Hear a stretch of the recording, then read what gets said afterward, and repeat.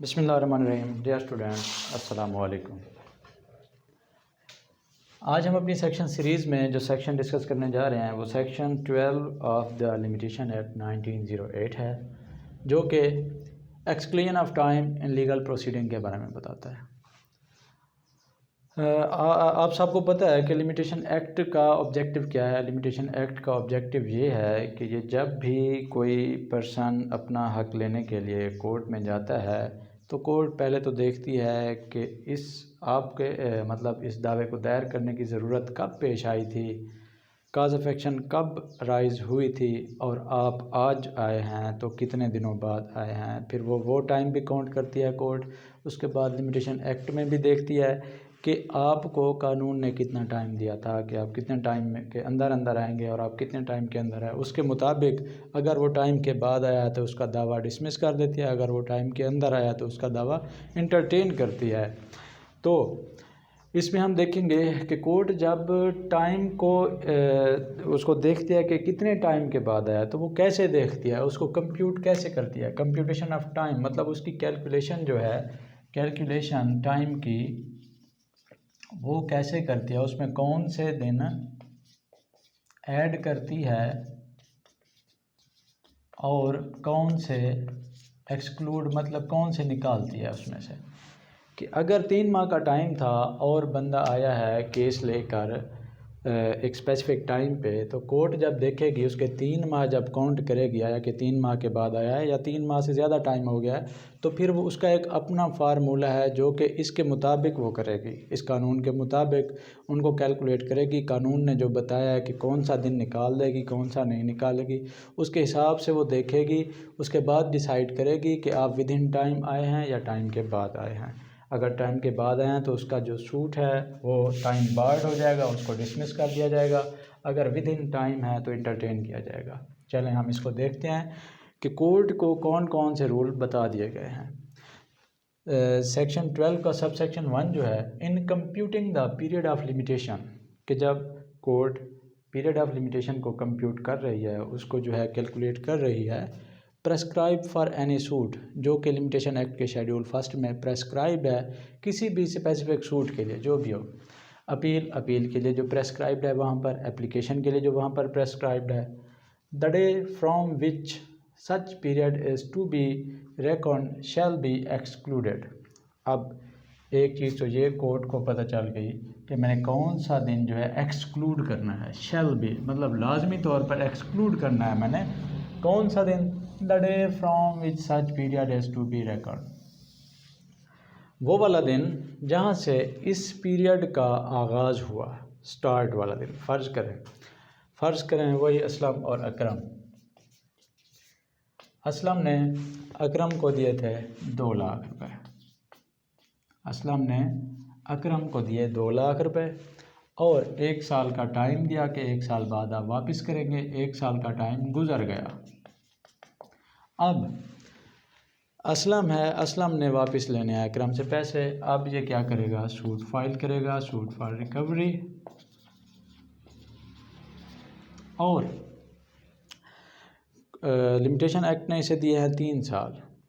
तो फिर कैसे, मतलब जिस दिन अब असलम ने अकरम से मांगे पैसे कि भाई मुझे पैसे दे दो, 1 साल गुजरा, वादे के मुताबिक उसने जब देने थे उसने पैसे मांगे तो उसने कहा मैं नहीं देता। मतलब वो डेट थी 1/7/2022। उसने कहा मैं नहीं देता। इनकार मतलब काज ऑफ एक्शन, मतलब अब ज़रूरत पेश आ गई है कि केस फाइल किया जाए क्योंकि ख़ुद बंदा नहीं दे रहा। तो फिर जब ये ज़रूरत पेश आई है उस दिन, जिस दिन ये ज़रूरत पेश आई है, इस दिन से, अब इनकार के दिन से आगे उसके पास 3 साल हैं, वो 3 साल के अंदर जाएगा। तो कानून या ये सब सेक्शन ये कह रहा है कि भाई अगर जिस दिन से ये स्टार्ट हुआ है, जिस दिन वो इनकार हुआ है, जिस दिन काज ऑफ एक्शन रोज हुई है, उस दिन को तो निकाल दो, उस दिन को आप निकाल दो, उस दिन को आप एक्सक्लूड कर दो। मतलब जिस दिन काज ऑफ एक्शन अराइज हुई है उस दिन को निकाल दो, अगले दिन से आप जो है काउंटिंग करो और 3 साल का टाइम बनाओ। अब ये हमने एग्जांपल लिया 3 साल वाली, बाज़ वजह से इसमें अपील भी है, तो अपील में जो है, अपील के अंदर बाज़ दफ़ा 7 दिन होते हैं, जैसे डेथ सेंटेंस के अगेंस्ट 7 दिन होते हैं। तो जहाँ पर टाइम कम होता है, इसी तरह से लिमिटेशन एक्ट में जहाँ पर टाइम बहुत कम होता है किसी भी सूट, अपील या एप्लीकेशन को फ़ाइल करने के लिए, तो वहाँ पर ये वाला एक दिन बहुत बड़ी चीज़ होती है। ये वाला एक दिन बहुत बड़ी चीज़ है और ये उस प्लेंटिफ को या जो अपीलांट है या जो एप्लीकांट है उसको बहुत बड़ा फ़ायदा देता है कि अगर वो एक दिन उसको एक्सक्लूड ना करें तो उसका जो केस फाइल करने का, अपील फाइल करने का, एप्लीकेशन फाइल करने का राइट होता है वो बिल्कुल ख़त्म हो जाता है। तो इसलिए लाजमी नहीं कि आप इस 3 साल का मवाजना करें और उसके साथ देखें कि भाई एक साल एक दिन तो बहुत कम है। ऐसी भी सिचुएशंस होती हैं जहां पर एक दिन की बहुत बड़ी इंपॉर्टेंस होती है, एक दिन की वजह से केस जो है उसका एडमिट होता है या डिसमिस होता है।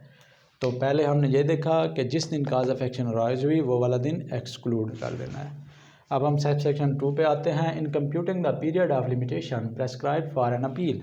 तो कहता है कि अगर कोई अपील, अब ये जो सारे सब सेक्शन हैं ये हमें सिर्फ यही बताते हैं कि कंप्यूट करने के रूल्स क्या होंगे। सब सेक्शन में जो बताए हैं वही रूल होंगे। तो अब हम सब सेक्शन 2 को जब देखते हैं, in computing the period of limitation, जब हम कंप्यूट कर रहे हैं, प्रेस्क्राइब, जब कोर्ट उसका टाइम कंप्यूट करेगी या डिफेंडेंट डिफेंस लेने के लिए टाइम कंप्यूट करेगा, तो फिर prescribe for an appeal, an application for leave to appeal and an application for review of judgment the day on which the judgment complaint against was pronounced. हाँ, तो अब कौन सा दिन? The day on which the judgment complaint against was pronounced.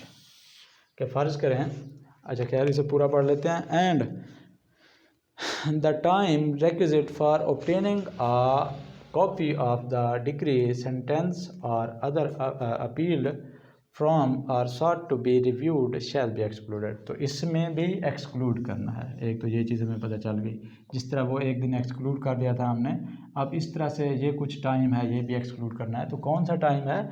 वो कहता है कि जिस दिन फ़र्ज़ करें कोर्ट ने जो है 1/7/2022 को एक फ़ैसला सुनाया जिसके ख़िलाफ़ कोई भी इजाज़ है या कोई बंदा है जिसके ख़िलाफ़ फ़ैसला सुनाया, अब वो अपील में जाना चाह रहा है। तो जिस दिन कोर्ट ने ये फ़ैसला सुनाया, जिस दिन फ़ैसला सुनाया वो वाला दिन, अब अपील में जब ये गया है तो आगे जिस कोर्ट में ये गया है अपील लेकर, वो कोर्ट भी तो देखेगी कि टाइम पे आया, टाइम के बाद आया। तो जब वो कोर्ट उसका टाइम काउंट करेगी तो सब सेक्शन 2 को ज़रूर देखेगी और उसके मुताबिक वो ये वाला जो एक दिन है जिस दिन ये फ़ैसला प्रोनाउंस हुआ है, जिस दिन कोर्ट ने ये फ़ैसला सुनाया था, पीछे जो भी कोर्ट थी जिसके फ़ैसले के खिलाफ अब वो इस कोर्ट में अपील में आया है, तो वो वाला जो उसका फ़ैसले का दिन है वो भी निकाल दिया जाएगा। एक दिन वो भी रिलैक्सेशन होगी उसकी। अब दूसरा कहता है, और दूसरा टाइम वो भी जिसमें उसने सर्टिफाइड कॉपी लिया है। मतलब जब भी आप किसी कोर्ट में अपील फ़ाइल करते हैं तो आप सर्टिफाइड कॉपी तो लगाएंगे। जब एक कोई प्रीवियस फ़ैसला होगा उसके अगेंस्ट ही हम जाएंगे कोर्ट में। तो जब उसके अगेंस्ट हम जाएंगे कोर्ट में, तो जो कोर्ट अब देखेगी, एपलेट कोर्ट जहाँ पे आप अपील लेके गए हैं, जब वो देखेगी तो उस फ़ैसले को तो ज़रूर देखेगी, उसकी जो वर्डिंग है, उसके जो सेंटेंस हैं, जो उसके मतलब हर एक चीज़ को उसने बगौर देखना है क्या है कि आपकी अपील बनती है नहीं बनती, उसको डिसाइड करना है उसने।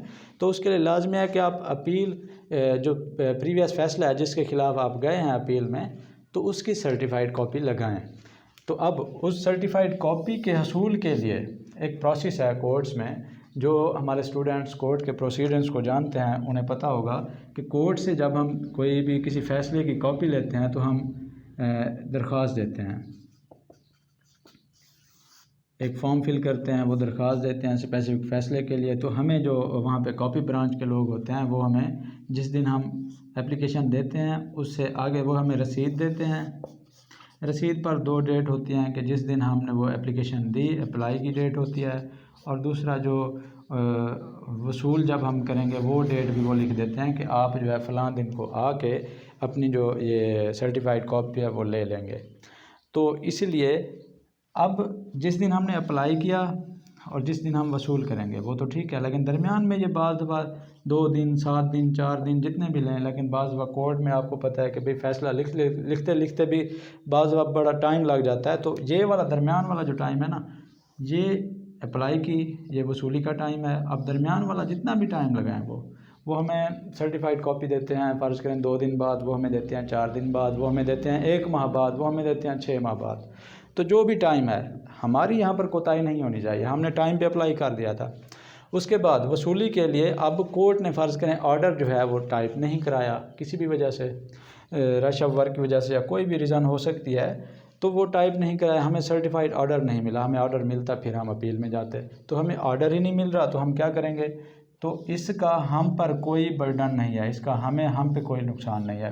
कोर्ट ने जो है इंसाफ के तकाज़े पूरे करते हुए, मतलब कानून ने हमें ये दरमियान वाला जितना भी टाइम हो इसकी रिलैक्सेशन दी है कि अगर फ़र्ज़ करें हमारी अपील में थे 7 दिन और हमें यहाँ पर कॉपी लेते लेते 15 दिन हो गए हैं, तो हमें ये वाला टाइम हमारा एक्सक्लूड कर दिया जाएगा, ये वाला टाइम हमारा निकाल दिया जाएगा, हमें इसकी टेंशन नहीं है।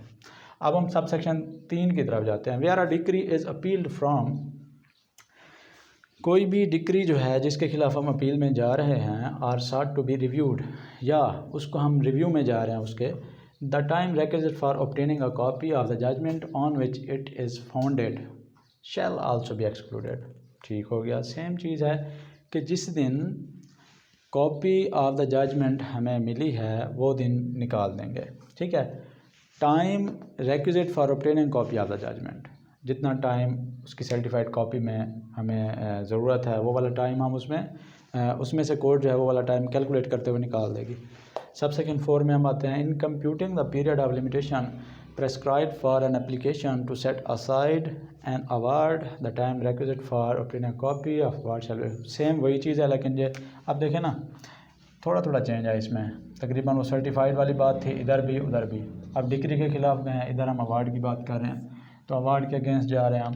तो फिर जब हम अवार्ड को सेटिसाइड कराने के लिए जाएंगे, तो जिस दिन जाएंगे अवार्ड पे भी लिमिटेशन एक्ट का अगर कोई टाइम है उसका टाइम फ्रेम में आता है, तो फिर सर्टिफाइड कॉपी उस अवार्ड की जो सर्टिफाइड कॉपी हमने वसूल करने में जितना टाइम लगा दिया था, हमने नहीं, एक्चुअली वो हमारी ज़रूरत थी, वो हमारी मतलब नीड थी, कोड का एक प्रोसीजर था जिसकी वजह से हमने अप्लाई तो टाइम पे कर दिया था। तो जितने टाइम में हमें वो सर्टिफाइड कॉपी मिलती रही, जितने दिन गए, जितने दिन हमने गुजारे, तो वो जो है उससे एक्सक्लूड कर दिया जाएगा। ये भी एक्सक्लूजन का है। उसके बाद sub section 5, for the purpose of sub section 2, 3, 4 the time requisite for obtaining a copy of the decree, sentence, order, judgment और award shall be deemed to be the time intervening between the day on which an application for the copy is made and the day actually intimated to the applicant to be the day on which the copy will be ready for delivery। हाँ, तो इसको आपने समझना है। जैसे हमने ये देखा, हमने कोई भी अगर फ़ैसला था उसकी हमने सर्टिफाइड कॉपी लेनी है, हमें उस पर अप्लाई करते हैं, वो हमें रसीद देते हैं जिस पर अप्लाई डेट होती है, जिस दिन हमने अप्लाई किया होता है उसी दिन ही रसीद देते हैं, उसी दिन हमें ये रसीद मिलती है, तो उस पर अप्लाई डेट होती है और उसके बाद वसूली की डेट होती है, डिलीवरी की डेट होती है, मतलब जब हम उसको वसूल करेंगे। तो सब सेक्शन 5 हमें कहता है कि भाई जब इसको कोर्ट काउंट करेगी आपका जो टाइम है कि आप विद इन टाइम आए हैं नहीं है, तो टाइम जब वो कैलकुलेट कर रही होगी तो उस वक़्त जिस दिन आपने अप्लाई किया उस दिन को कौन नहीं, उस दिन को एक्सक्लूड नहीं करेगी, इस दिन को एक्सक्लूड नहीं करेगी, और जिस दिन आपने वसूल की उसको भी एक्सक्लूड नहीं करेगी, इस दिन को भी नहीं करेगी एक्सक्लूड, इसको भी नहीं करेगी, दरमियान वाले जितने भी दिन हैं वो एक्सक्लूड करेगी। ठीक हो गया। अब वैसे भी किसी भी टाइम के लिए ऐसा नहीं होता कि उसमें फ़र्ज़ करें वो क्या है कि एक दिन है इसका जो लिमिटेशन पीरियड है, नहीं, तो कम से कम जो टाइम होगा जो उसमें से निकाला जाएगा वो ये 2 दिन तो हमें रिलैक्सेशन नहीं मिलेगी, ये वाले 2 दिन जिस दिन हमने अप्लाई किया, जिस दिन वसूली। हाँ, इसके दरमियान 2 दिन वो लेते हैं, 4 लेते हैं, 10 लेते हैं, 20 लेते हैं, 6 माह लेते हैं, ये हमारे एक्सक्लूड कर दिए जाएंगे। ये थे हमारे सेक्शन 12 के तमाम सब सेक्शन, जिसमें हमने कोर्ट जब हमने ये सीखा कि जब कोर्ट जो है किसी भी अपील या सूट या एप्लीकेशन को जब देखती है, उसका लिमिटेशन जो पीरियड होता है उसको काउंट करती है, उसके बारे में कंप्यूट करती है, कंप्यूटेशन होती है, तो वो कैसे करती है? वो इन रूल्स या ये जो सब सेक्शन है यहाँ पर जो जनरल रूल डिस्कस किए गए हैं इनके मुताबिक ही करती है। इनसे हट कर कोर्ट जो है कोर्ट भी हो या डिफेंडेंट भी हो, तो उन दोनों को इस चीज़ का पता, क्योंकि आपने पीछे पढ़ा था लिमिटेशन एक्ट में कि अगर डिफेंडेंट जो है वो डिफेंस नहीं लेता लिमिटेशन एक्ट का, तो फिर कोर्ट की ज़िम्मेदारी है वो खुद देखे कि आया कि जो प्लेंटिफ है, जो एप्लीकेंट है, ये विद इन टाइम आया है या नहीं आया।